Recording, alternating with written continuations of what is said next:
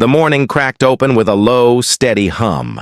A lawnmower 2 houses down, a dog's bark that stopped as quickly as it started, and the soft rattle of bicycle bells on the sidewalk. Sunlight slanted through maple leaves, painting shifting gold patterns across driveways and the dust that caught in the air. Inside, the kitchen smelled of dark coffee, a sharp, warm tang that pulled everyone upright, and something sweet cooling on the counter, perhaps cinnamon toast or a pie from last night.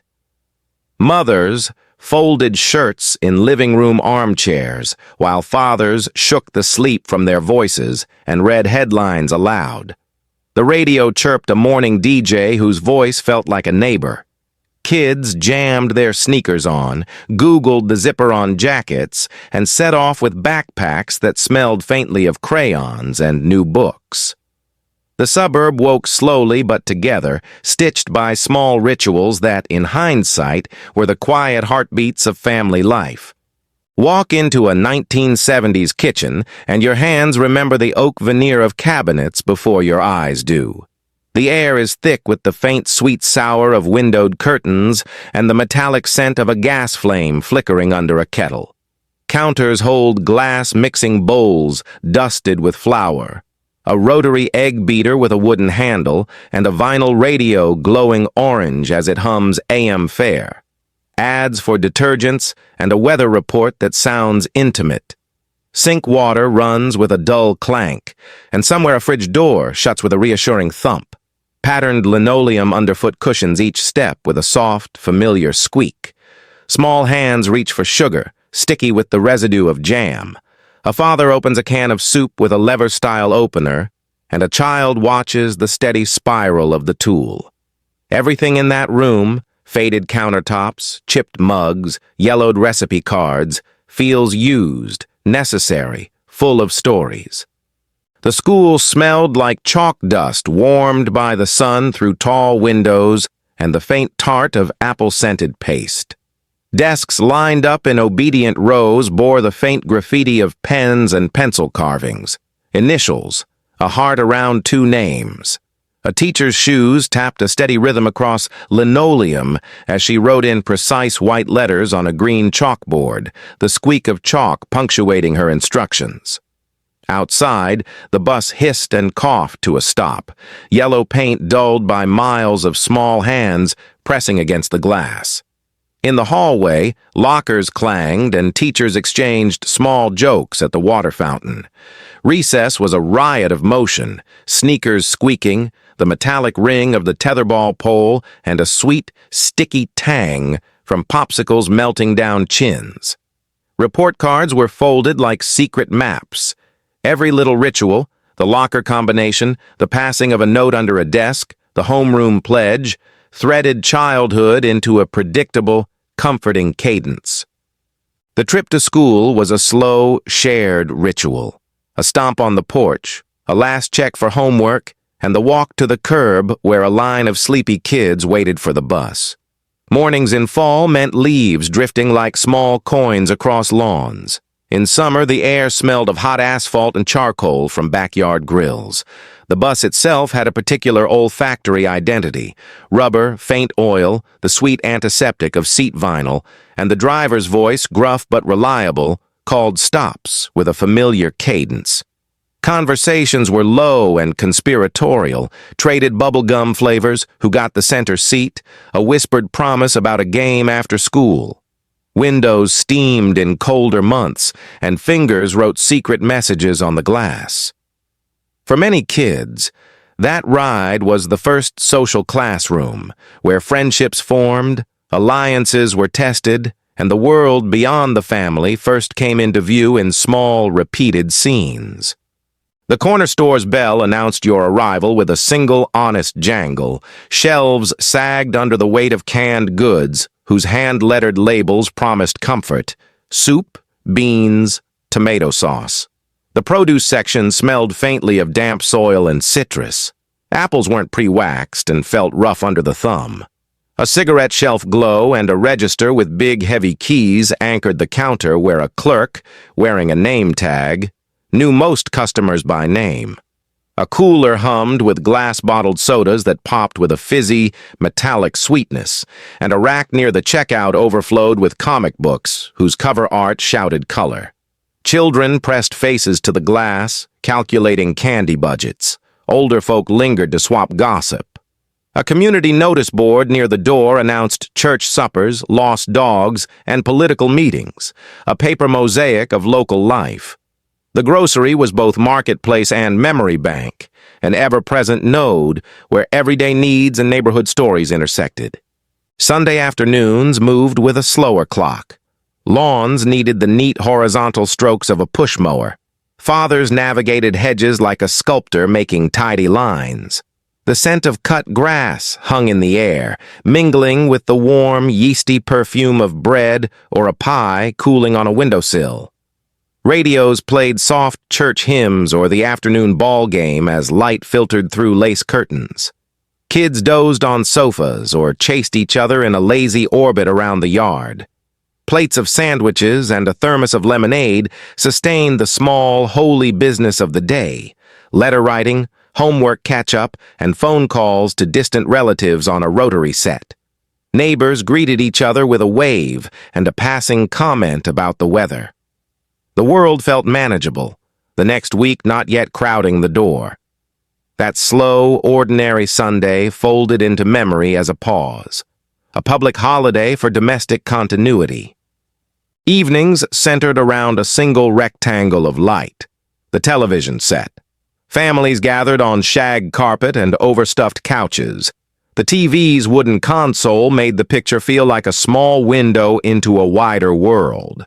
The channel guide was simple: 3 networks, and the schedule was social glue. Sitcoms that everyone watched together, news broadcasts that marked the day, and variety shows that spilled laughter into the room. Commercials, bright, insistent, and oddly comforting, sold products that promised easy domestic fixes. The remote was an emerging luxury. More often, someone got up to change the channel, an act that required consensus. Popcorn kernels cracked in a bowl, and the air smelled faintly of butter and perfume. The shared jokes and catchphrases from TV shows wormed into family language, and a show's theme song could carry you back decades in a single chord.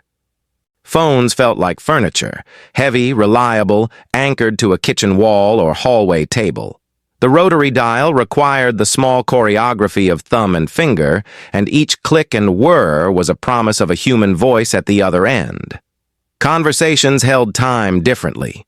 You waited through the ring, listened to the familiar cadence of a relative's voice, and let sentences unfold without interruption.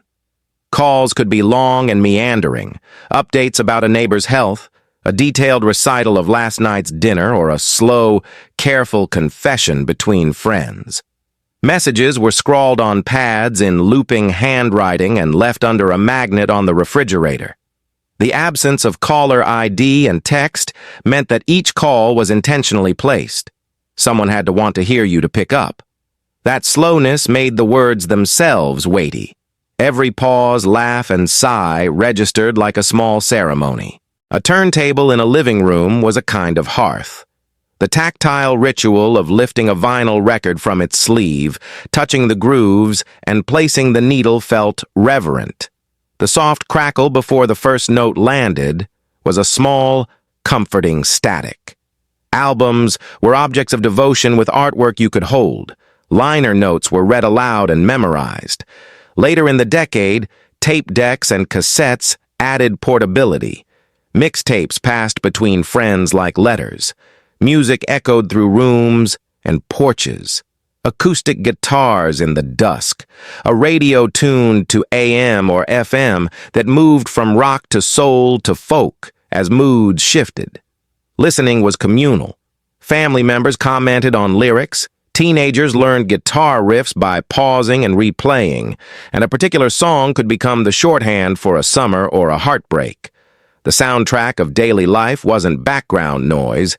It shaped moods, rituals, and memory. Summer nights carried their own slow choreography. The sticky punctuation of humidity, the chorus of crickets, and the gentle blinking of fireflies like shy lanterns. Children chased the tiny lights with jars until the lids rattled with captured stars. Adults sat on porches with iced tea, pant legs rolled up, knees sun-browned, swapping stories while fans turned lazily overhead. Street lamps threw pools of sodium orange onto sidewalks. Sometimes the neighborhood pooled together for block parties with folding tables and paper plates. The smell of charcoal and sweet corn lived in the air until the embers cooled. The smallness of the world felt safe. Porch lights were left on for lost kids who knew how to find their way. Bicycles leaned against fences like sleeping animals. Summer nights were a slow communal breath, warm, languid, and stitched together by the simplest pleasures. Walk into a 1970s living room and color arrives first. Deep avocado greens, burnt oranges, and chocolate browns braided into floral and geometric patterns. Wallpaper is not merely a background, it hums a busy, confident pattern of swirls and sunbursts. The furniture sits with rounded edges, overstuffed armchairs upholstered in velour, coffee tables with laminate tops, and lamps with fringed shades splitting the light into a soft, domesticated glow. Macrame plant hangers sway by the window. A shag rug eats footsteps and muffles conversation. Objects collect meaning, a ceramic ashtray from a holiday, a bowl of river stones from a summer trip, a large clock whose tick is the home's metronome. These choices are not design experiments. They are the visible grammar of a household's taste and social standing. Looking at a 70s interior is like reading an affectionate family portrait, every pattern and texture a small biography. The parlor was where the family held court. A wooden TV console anchored the room. Its glass screen reflected the amber glow of a table lamp, and the faces gathered to watch. The couch sagged in the middle like a well-loved promise, cushions bearing the memory of decades of conversations. A crochet throw covered an armrest, and family photos in mismatched frames clustered on the mantel. The air carried whispers of aftershave, starch, and the lingering sweetness of perfume. Visiting relatives sat on folding chairs brought out for the occasion, and a small tray of fudge squares or deviled eggs appeared as if by command.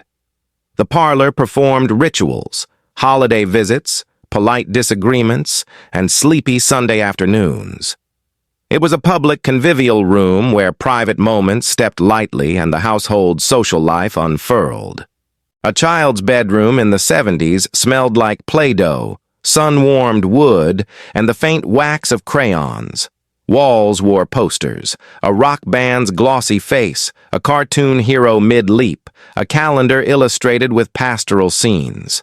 A metal bed frame sat against a wall, layered with quilts stitched by grandmother and a pillow that had lost its first fullness. Toy boxes overflowed, matchbox cars with chipped paint, a plastic cowgirl, a battered board game whose tokens had survived multiple lucky streaks. A bedside table held a small lamp with a pleated shade and a stack of library books, dog-eared and loved. Night sounds were distant, a radiator ticking or a car faintly passing. In that room, the first secret notes were folded, scraped knees were kissed, and the horizon of dreaming stretched wide between the closet door and the windowsill.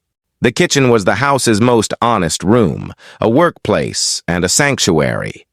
The table bore the patina of years, water-ringed coasters, a salt shaker with one chipped corner, a high chair tucked beneath like an old friend. Mothers and fathers orchestrated dinner with confident hands, a ladle scraping the pot, a knife chopping onions whose sharp smell cut through the room, a towel slung over the shoulder. Children claimed corners of the table to do homework or peel potatoes, learning arithmetic, alongside recipe measurements. Conversations slid from the mundane to the meaningful. Bills, neighborhood news, the neighbor's new baby, and laughter punctured the steam from pots. Evening light slanted through curtains and silverware chimed like small bells.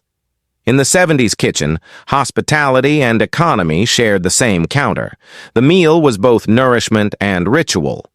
Dinner time gathered voices into a single domestic chorus. Plates pressed into hands bore casseroles bubbling with cheese, mashed potatoes whipped to pillowy softness, green beans flashed with butter, and glasses of iced tea sweating on napkins. A carved wooden bread basket released the yeasty scent of warm rolls. Before the first fork touched the food, someone said grace or a smaller domestic ritual was performed. A toast, a joke, a request for someone to pass the salt. Conversation was orchestrated to include everyone. Questions about school, a parent's short update on work, a neighbor's anecdote, balancing seriousness with the ease of rhythm. Dinners were a small public stage. The family learned to listen, to squabble, and to make peace. The plate cleared slowly, and the lingering from the table extended a sense of belonging into the night. Thanksgiving arrived like a slow pageant. The household smells were magnified. Sage and roasting turkey, cinnamon and nutmeg on steaming pie. Children wore their holiday best, socks pulled high, and someone always ducked away to sneak a cranberry. Tables were extended with extra leaves, folding chairs filled the living room. Photographs were taken in front of the tree of family portraits as elders recited lineage and younger ones learned the choreography of passing plates. Conversations rode on memory, and stories were told and retold. A grandparent's migration, a childhood mischief, a prideful recall of a first job. The feast stitched temporal threads. The present tasted like the past. When the plates were clear, people softened into a particular holiday fatigue, part satisfied and part missive, holding a communal stomach full of gratitude and small domestic triumphs. Christmas in the 70s was tactile. The scratch of real pine needles, the clink of glass ornaments, and the soft rustle of tissue paper. Families hauled in trees that left sap on gloved hands and decked them with strings of colored bulbs that hummed when turned on.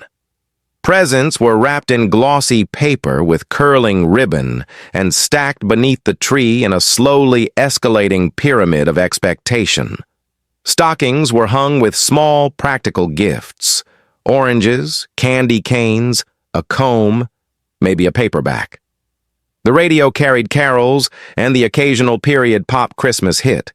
The television offered specials that families watched huddled around. The magic felt handcrafted, ornaments gathered over years, each a small monument to a season. The holiday anchored winter in a glow of neighborliness and ritualized giving. Birthday parties were small spectacles, helium balloons bobbing in a corner, paper plates with cheerful motifs, and a cake at the table's center crowned in candles. Children arrived in party dresses or pressed shirts, sticky palms clutching small token gifts wrapped in bright paper. Games were loud and immediate, pin the tail, musical chairs, and someone always managed to get the biggest slice first. The cake cutting was a mini-ceremony, a round of happy voices, a wish made and blown out with an earnest puff. Polaroid cameras captured the moment in square frames with soft focus and immediate physical prints. The energy was sugar-fueled and sincere. Nothing digital mediated the laughter. Even as adults watched, and occasionally organized, they relived a simpler, more tactile jubilee of attention. Rain transforms a home into a den. Water patters on window panes, and the world softens into a muffled watercolor. Indoors, people collect around lamps whose amber pools of light make reading possible without the glare of overhead fixtures. The radio plays detective serials or comforting daytime shows. The hiss of rain and the radio's low hum meet like old friends. Children build forts out of quilts and couch cushions and stage shadow puppet shows beneath a blanket lit by a flashlight. The kitchen smells of stewing soup or slow-cooked stew, and a kettle sings on the stove. Rainy days demand slowed, domestic attention, letters answered, photos arranged into albums, the quiet revisioning of ordinary things into kinder shapes. They accumulate as memories' soft days, which in later life read like small, calm islands. The 1970s had a domestic safety born of predictability. Neighbors who knew your name, streets where kids felt allowed to wander, front porches where afternoon visitors were expected rather than alarming. Doors were often left unlocked during the day. A lost child knew to go to Mrs. Larkin down the block for help.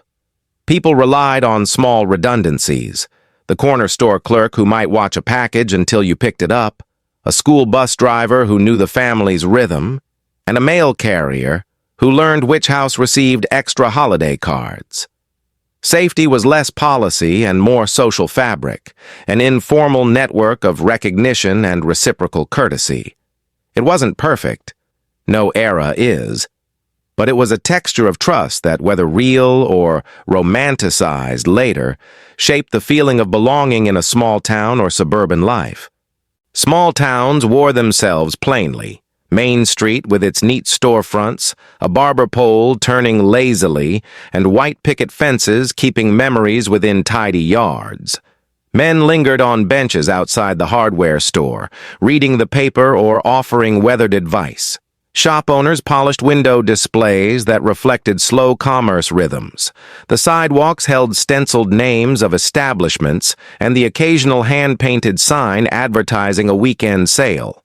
Church bells marked the week in helpful, audible increments, and children's laughter added bright punctuation. These streets were both stage and safety net, a place where people learned civics, rumor, and neighborly economy. In the 70s, the small town was a social map as legible as any census, its features familiar enough to be comforting and idiosyncratic enough to feel like home. Cars of the 70s announced themselves with weight and presence. Long hoods, sweeping chrome bumpers, bench seats upholstered in vinyl. Vehicles were not just transport, but statements of mobility and aspiration. The smell of petrol and seat leather was distinctive. Heating systems rattled a little before settling into a warm hum. Men checked oil and tinkered under hoods on Saturday mornings, cigarette ash forming its own little history on the fender. Family station wagons held camping gear and school projects. Convertibles offered the intoxicating feel of wind and speed along open roads. License plates marked state pride. Bumper stickers hinted at politics, humor, or a devotion to high school sports. Driving was a sensorial ritual. The click of turn signals, the soft thump of vinyl seats, the radio tuned between stations as landscapes slipped by. Gas stations were community crossroads, a place where the price of petrol was read on rotating numbers and the service attendant pumped gas with a practiced dance. Inside the small shop, shelves offered road snacks and maps folded like secret instructions. Grease-streaked mechanics leaned against racks of tires, speaking in the economy's blunt language and trading repair tips like weather. Coffee and paper cups steamed at the counter for lone drivers and truckers, the dark liquid cutting the fog of an early morning. A hand-wash car and a neighborhood mechanic were small local legends. Everyone knew which station would keep your battery until a neighbor could help. Against the vastness of highways, the gas station was a reliable, human-scale pit stop, both practical and social. Malls arrived as new social geographies, tiled corridors lined with storefronts where teenagers learned the choreography of public life. Escalators hummed and brought visitors to skylit centers where fountain water flashed midday sunlight. Department stores anchored each end like civilizing institutions, offering everything from dresses to small appliances. The mall was a climate-controlled village where you could window shop, meet friends, and eat under the neon of food courts that still smelled of frying oil and sweet syrup. For teens, it was a stage to be seen. For parents, a place to buy better-dressed shoes. Malls reconfigured daily patterns. Shopping became an outing, a social event, and a place where trends diffused quickly across suburban networks. Drive-in theaters were cinematic rituals, where cars arranged themselves like small amphitheaters, and the night air carried the smell of buttered popcorn. Couples cuddled through coming attractions in the privacy of a car's back seat. Families piled into station wagons with blankets and thermoses. Speakers clipped to windows offered mono sound with a slight echo, the occasional insect chirp punctuating quiet scenes. The screen was an enormous, luminous presence, a communal sky of stories. Teenagers practiced kissing-lit hopes under starlight. Kids fell asleep as the last credits rolled.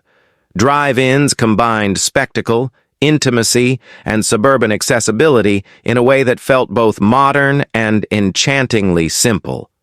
Parks were the suburban commons, where blankets spread on grass and kids raced between trees. The smell of picnic coleslaw and grilled hot dogs mixed with sunscreen and river mud. Boating docks creaked as rowboats drifted lazily. The water glittered with the afternoon sun. Swing sets squeaked in a rhythm that belonged to summer itself, and tree trunks wore initials carved by steady hands and first loves. Families returned year after year, marking growth in a child's height against the same fence post. Weekend picnics were low-stakes celebrations. Potato salad in Tupperware, a thermos of coffee, and a portable radio playing soft hits. Parks codified a leisure accessible to many, choreographing small seasonal pleasures into a steady civic habit. County fairs were a carnival of provincial pride. Midway lights blinked as rides turned, the Ferris wheel spinning slow and lofty, while the sweet smell of cotton candy and funnel cake clung to the air. Livestock barns hummed with the low grunt of prize-winning cows and the proud chatter of exhibitors explaining breed lines. Homemakers entered quilts and preserves in competition judged with solemnity. Teen bands practiced on makeshift stages. Talent shows crowned small-town celebrities. Colorful banners and the call of barkers created a joyful chaos in which the year's social life crystallized. Fairs were showplaces for craftsmanship and community, places where local identity paraded with joy, scent, and spectacle. Life on a farm followed the calendar of seasons. Dawn arrived early and intensely. The squeak of milking, the smell of hay and manure, and the slow, patient work of animals needing hands. Tractors traced furrows like careful calligraphy.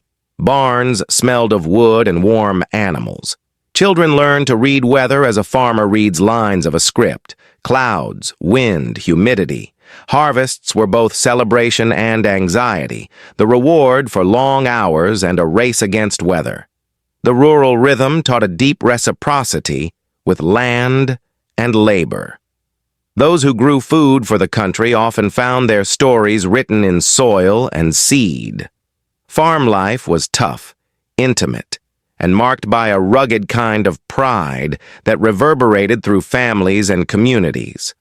Road trips stitched the vastness of America into personal maps. Families loaded suitcases, snacks, and maps, folded like origami, and set off to see landmarks promised in guidebooks. Neon signs on Route 66, the yawning expanse of Grand Canyon, roadside diners with pie displayed under glass domes. Motels offered neon welcome and slightly springy mattresses. Kids measured time in miles and hours of license plate spotting. The radio played a road mix as landscapes changed from cornfields to desert, and diners served coffee in heavy cups. Road trips mixed the mundane, traffic, rest stops, with the sublime surprise of an unfamiliar town's charm, making memory out of motion and shared curiosity. Community life in the 70s thrived in volunteerism. PTA meetings where mothers and fathers debated school plays, church suppers whose desserts were map-like spreads of domestic skill, and neighborhood cleanups organized by neighbors who knew each other's names. These gatherings were the civic glue. They taught children about public responsibility and adults about small-scale leadership. Rummage sales funded school trips, bake sales underwrote library purchases, and veterans' parades honored quiet sacrifices. The social machinery of community was small and local, and participation was expected, not performative.